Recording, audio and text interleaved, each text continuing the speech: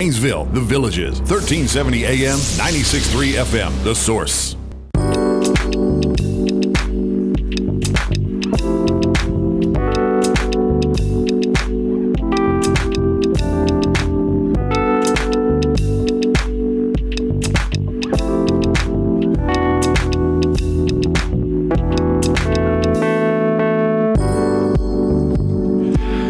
All right, 6 minutes after 10 o'clock. Thank you for tuning in. Beautiful Wednesday. The Silver Springs Radio Club annual Hamfest is happening on Saturday, December 7th at the First Christian Church at 1908 East, Fort King here in Ocala. The doors open at 7:30. Trying to get all this stuff in, and then we'll do it again. And if you've ever been interested in being an amateur radio operator, a ham radio operator, etc., this is a great group of guys to get together with and learn the skills you need, or the rules you need, or just the camaraderie that's always fun to be part of this thing called living as a human being. Elbert Wilkinson is the president of the Silver Springs Radio Club. He's in the studio with Andy Allen, also with the club, and Bill Gillespie, also with the club. Good morning, guys. How are you all doing? Fine. Good morning. Good to see you again. Anybody bring a radio? Oh, yeah, you did bring a radio. I always like when you bring a radio. Nice. I'm always afraid to buy one, though, because there's so many rules associated with it. Am I going to break the law if I talk on it? No, radio amateur is present. Oh, no. You go to check it out. It looks nice, but I'm afraid to touch. I'll break something. You won't hurt it. No? Here you No? go. What do you do? Put it on your belt? it. That's a belt clip? You could. Yeah. But with that radio, Yeah? as smaller as it is, you can talk around the world with that radio. This is, for those who can't see it, well, let me put it in front of the camera. It looks like a walkie-talkie with a screen. What comes on the screen? Well, when you turn it on, I'll show you. Yeah, it's not a picture, right? It's words, right? It's interesting. So this technology is digital technologies, not dissimilar from the way that phones work these days. It has longer range because as you can see, it's bigger. It has a bigger battery, and as a result, it has a more powerful transmitter. But yeah, with this, you can actually send texts, you can send photos, you can talk. Wow, really? And everything is converted into digital, and then it goes to a repeater, which is not dissimilar than a cell phone site, except again much more powerful, and that repeater is connected to the internet, and once it gets on the internet, it can go anywhere. Oh, really? It can go anywhere. What does that number mean? 146.580. What does that mean? That is the frequency for the K4 GSO repeater. That's our club repeater, which is on the tower behind Sundays on 200. Yeah, you've told me about that tower before. Well, thank you for letting me hold it. It's kind of heavy too, isn't it? Yeah. And what makes it heavy? The battery? Yeah. That's pretty much for most of the weight. So what do who's the perfect candidate to listen to the message about the upcoming Hamfest? Well, I would say anybody. Primarily, we have lots of ham radio operators in Marion County and surrounding counties. But the Hamfest is open to anybody who has an interest in amateur radio, electronics, some of the maker people who are dealing with Raspberry Pis or Arduinos, things like that, have evolved into attending Hamfest as well because of just the pure electronics part of it. Whenever I hear words I don't understand, I got to go back. Okay, so Raspberry Pi, I know what that is, but I'm guessing I'm thinking the wrong thing. What is a Raspberry Pi? It's a very inexpensive single-board computer. Bill's got one. It's a computer. And I think you pay maybe $65, $70 for it. It's got more computing power than my HP laptop. Why don't we all use that then? And it's got a 4 gigabyte chip in it. So and you can do anything with that any other computer can do? Yeah. Yep. As a matter of fact, Elbert's more experienced in it, but he will hook up his radio to the Raspberry Pi, which acts as a computer. And he has we have a board in front of us or a display in front of us, and you can actually work the radio through the Raspberry Pi from your keyboard. Wow. And so that and a 12-volt battery runs the things That's the size of it? That's about it. Wow. And it's about this big. Yeah. So that's 4.5, 5 inches long, and maybe 2-3 inches wide, and maybe an inch deep. So all of the things that I'm asking about, somebody else, maybe they know more than I do, but they don't know as much as you do. They're kind of turning up the volume right now, wanting to know about this event. Sure. Yeah. So and what was the other thing you said after Raspberry Pi? I'm throwing you a curve. Arduino. Arduino. Right, and that's more of a board that's tasked to a single purpose. It's not like the computer. It's got similarities, but if you wanted a board that would say, Run a servo. yeah, run a servo or run maybe a little weather station, that's what you want to use. All right, finally, and it's something I know what it is, a weather station. Well, one of the reasons we like the Pi is that, A, it's low voltage. You're not tied to the power mains. You're not tied to 120 or whatever generator. You can run 12-volt battery out of your car. That's what I was going to ask. So you could take it with you. We take it with you, and you operate totally off the grid and without support of the infrastructure, and still be able to communicate. Anywhere? Could you go anywhere with it? Just about. Wow. So I have a question. We went to Arizona. This was actually in California. My brother passed away, and so there was a memorial service, and he belonged to this gun club, and the gun club was in the mountains. So we were in this place, and the other people coming to the memorial were lost. They weren't there, in other words. I tried to call him, and one of the guys in the gun club noticed I was on my phone and having trouble. He said, "You're never going to get a signal here." He got me in his truck and drove to the top of the mountain, which was a trip in all itself. But would your device have been able to reach out of that little? We were kind of making a hole or something, I guess. Yeah, so the interesting thing about California, because of that topography, there's lots of hams that have built repeater systems that work off of solar power on the tops of those mountains, and then they network together in a mesh type fashion. And you can talk all over California and Arizona because of these repeaters that are on these mountaintops. And very established, and there's lots of innovation that comes out of California in all of electronics, but that spills into our hobby as well. And yeah, there's probably a valley somewhere where it doesn't cover, but a lot of those peaks have repeaters on them. Can you call a phone from one of the ham radios? It depends if the station on the mountain is tied into a telephone line. But yes, there is the ability, if things are set up correctly, that you could actually dial a phone number from your handheld radio. That's amazing. And talk. Yes. And so it must be amazing to you too. You guys have done this for a long time. Are these new, or have you always been able to do that? Oh, really? So the interesting thing is, when I was a kid, I was licensed in '78. There weren't cell phones back then, and we were taking the touchpads out of touch-tone telephones, which just were around at that time. Right. Putting them in aluminum boxes, interfacing them to radios, and we were. That's how far back amateurs were tying telephone calls into the ability to reach something. And of course, cell phones have evolved dramatically since then. But so using a radio to interface with a telephone system is certainly not new. We've been doing that for a long time. And that's what's wonderful about Hamfest. People can come and learn about things from the ground up. You have different vendors there for the more seasoned Hamfest radio people that if they need different things, and you have a lot of nice prizes too that you're going to give away. We do. We're giving away a very similar radio like this, except one we're giving away for raffle is an ICOM ID 51A Plus, which is the latest iteration of that radio. Wow. I got the earlier one in my car. And we're also giving away, as a raffle prize, a Raspberry Pi 4 gigabyte. You're giving away a Raspberry Pi? Well, nice. For a prize, yeah. Well, we want to encourage people to use this technology. You raised a good point earlier about the people in California. All these fires out there. Yeah, and right. PG&E is shutting down people where they don't have power. They can't charge their Teslas or their battery-powered cars. That's right. They can't get gasoline. The cell phone towers are going down. How do they communicate? This would be the answer to that problem. If they need somebody, have an emergency, and you can't call on your phone, the lines are down, you can't get in your car and leave because if you're totally electric, you're tied to that. If your gas station is closed, you can't get gas. What are you going to do? So in the movie Castaway, if Tom Hanks had a ham radio, would he have gotten help right away? Possibly. Depends how far help was.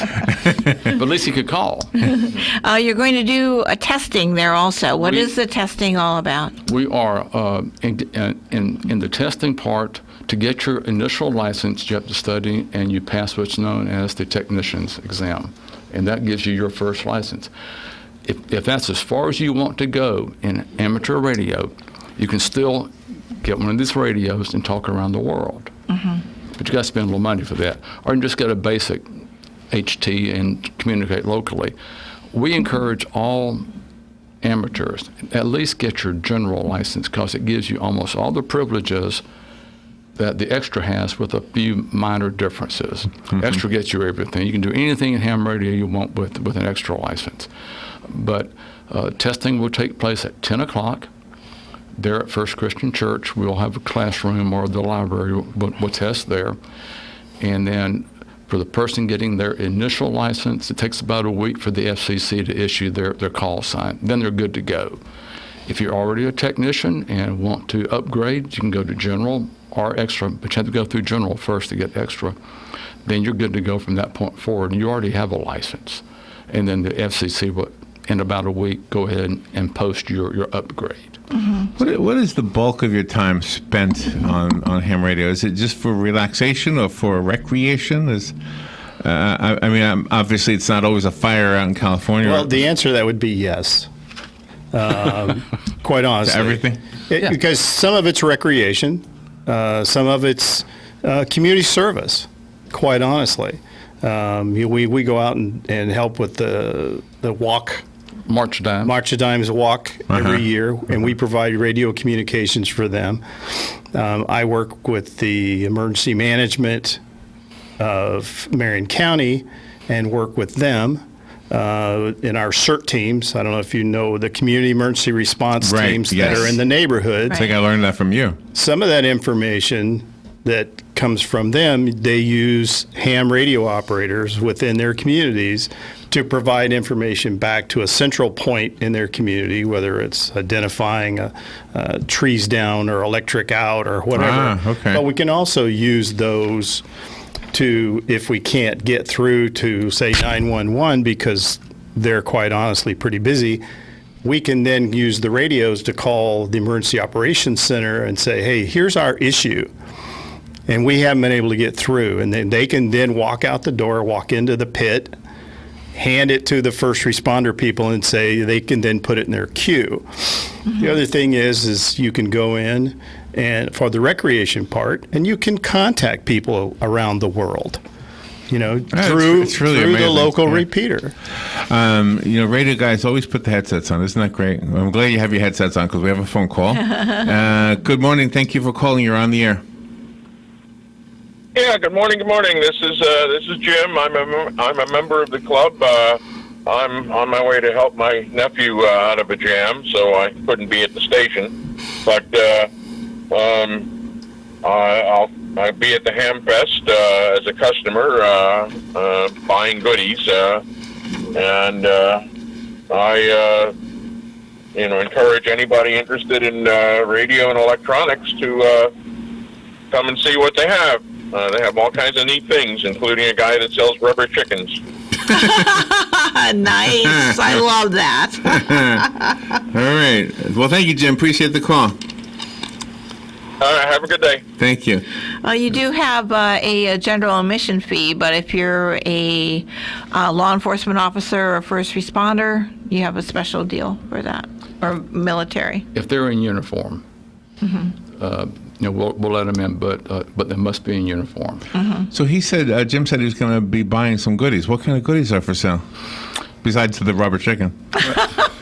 We have one unique vendor who comes every year. It's a little bit different. But if you need parts, if you need equipment for your station, or you're adding to it, power supplies, radios, almost anything that you would want to put into your station or your car, you can get there. Some of it's used, some of it's new. Is it exclusively ham radio? A person I'm thinking of is the guy we know. He has his little radio station. I think his is FM, right? He does music over in Denellen. I don't know if you know Tony Downs. Do you know Tony? He's got a little radio station, and so, but I don't know that he does ham radio.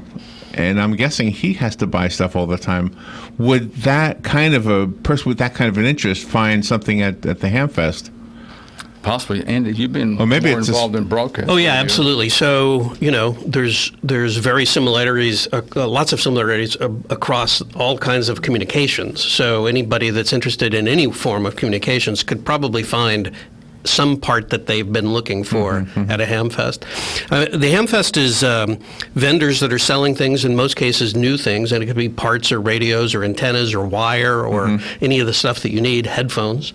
But one of the big aspects is what we call the tailgate, which is a big swap meet that is also happening at the same time. So, like anything else, you get something and then you get something to replace it because you got to have it. That means that you have something that somebody else may want. Right. And so there's tremendous value in the tailgating section in terms of finding something that's slightly used or as Cat Williams would say, to make it's been proven to work very well, and you could probably get it at a good value.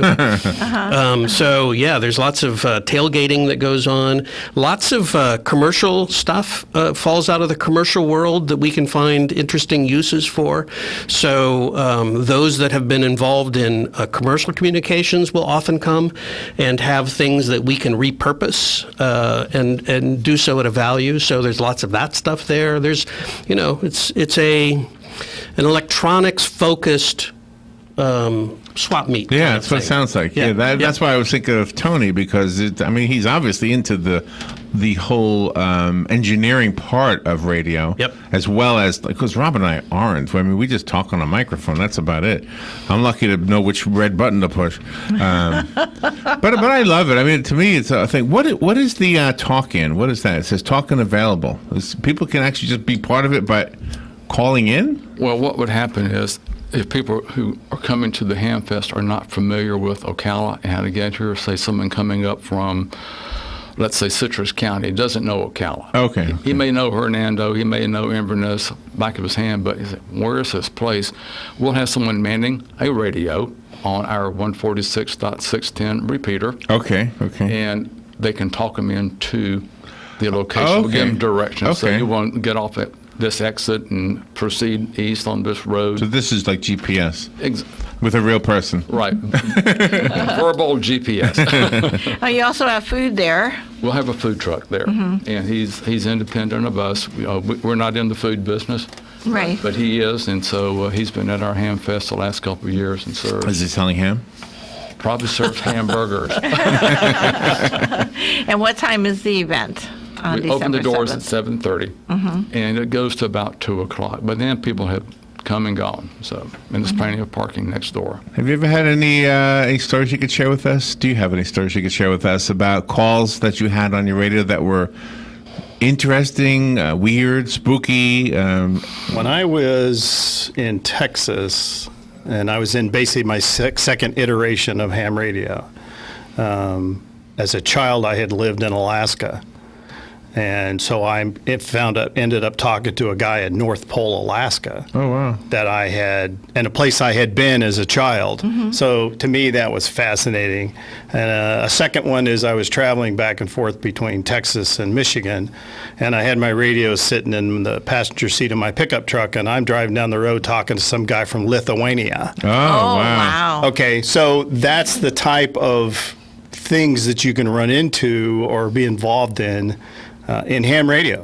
Like I said, you're driving down the highway and you're talking to some guy from Lithuania. It seems like it's mostly guys. Are there women in the club too? Very much so. Absolutely. Oh, really? Okay. Yep, absolutely. You never bring them in. What's the matter? They're still working. I knew some gentleman decades ago that had the ham radio, and it was set up on a table and stuff in their house, and then whenever they would speak to somebody, they would send postcards to each other from that particular country, South America or Africa, or he would send postcards from here. Does that still happen? Some people still do the QSL cards. It can get quite expensive. And I'll give you a good example. We had a guest speaker back in September, and they're heavily involved in the Parks on the Air program. And he does the radio part, and his wife comes and does watercolors of wherever they are. Oh, wow. And then when they send out their QSL cards, it probably costs them, end of the day, about $1.75 per card to print, pay the postage, and she mail puts them the out. watercolor painting on the card. And have them specially printed each That's place. nice. So that can get expensive real quick. And then when they're mailing out 400 cards, you can do the math real quick. That gets up there, yeah. Yeah. And so A lot of that is done electronically now. Yeah. Oh, So that when you can put your information in online, it goes to a clearinghouse, and it goes to another clearinghouse, and they spread it out. And so it's all done usually within an organization. So it's not so much you send me a card, I send you a card. But that way people can still claim or show that they in fact contacted this individual, because there are awards that are given by different groups, like the American Radio Relay League. They have like Work All States, Work All Counties.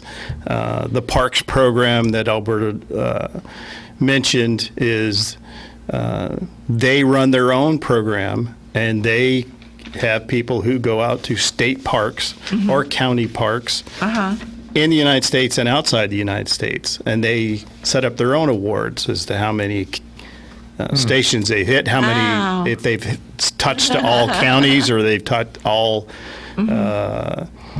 state parks in the state of Florida, kind of deal. nice. Is it an expensive hobby? depends. We have people who've spent quite a lot on the stations. Maybe the question should be, is it expensive once you get the main thing you're talking on? Not really. Because I wouldn't think this would be much expense after that, right? Well, it's kind of like getting a car. Do you want a Maserati or you want a Ford pickup? And you want to buy new, you want to buy used. And different people have different abilities to get different stations. But even with a modest budget, you can talk around the world. And the thing you want to focus on is your antenna. That drives everything. Is it quality ever? Of your antenna. Is the radio itself ever forbidden? Like, can you walk into Disney World with it, or do they tell you no, can't bring it in? I think you can take it to Disney World. Disney World actually has a club of people that work at Disney Club that are I don't know. I mean, the rules change so much these days quickly. I don't know if they like. I'm not sure that anybody likes you to bring anything anywhere anymore. But I mean, they actually sponsor a club. Like on a plane. Could you have it on a plane? You can take it. I'm not sure you can use it. Oh, okay. Just like the cell phones, they don't. Yeah. But if you're in a private plane, then the pilot in command can allow you to operate in there. Okay. So if you went in with your buddy in your Cessna or your Piper Warrior, I haven't used that in so long. you could communicate from there. There's a guy in Clearwater, I think, that every Friday he's got some kind of experimental aircraft, and he's a ham, and he goes up and he flies all over the East Coast or the West Coast of Florida. Oh my! And from that elevation, he uses a little radio like this and literally talks, really? hundreds of miles without the need of a tower because he's up there. Because he's thousands of feet. So he'll be talking to somebody in Sarasota, and the next guy he talks to is in Tallahassee, and he's just using a little radio like this, but he's at 6,000 feet. You guys are great. Very exciting. If you're interested in ham radio or do we say shortwave anyway? Do we still say the term shortwave? If you're interested in radio, go out to the Ocala Hamfest. It's December 7th. Let me get my notes here. Where's my notes here? Where's it all? It was in one place a second ago. Here it is. Robin put it together. December 7th at the First Christian Church. That is at 1908 East Fort King Street here in Ocala. The doors open at 7:30. The Facebook page is facebook.com/K4GSO. And the website is k4gso.us. And again, it's $10 to get in, $20 for the tailgate and a stall. And an additional stall is $10. An additional person is $10. And there's food and rubber chickens. Look forward to seeing everybody there. Thank you, guys. Thank you for doing all this. You guys are great. We'll be right back. This is WOCA Ocala. In his opening statement at this morning's impeachment inquiry hearing, Ambassador to the European Union Gordon Sondland says demands that Ukraine's president announce investigations of Joe Biden's son Hunter and 2016 election meddling was a quid pro quo for a White House visit, and that he, Sondland,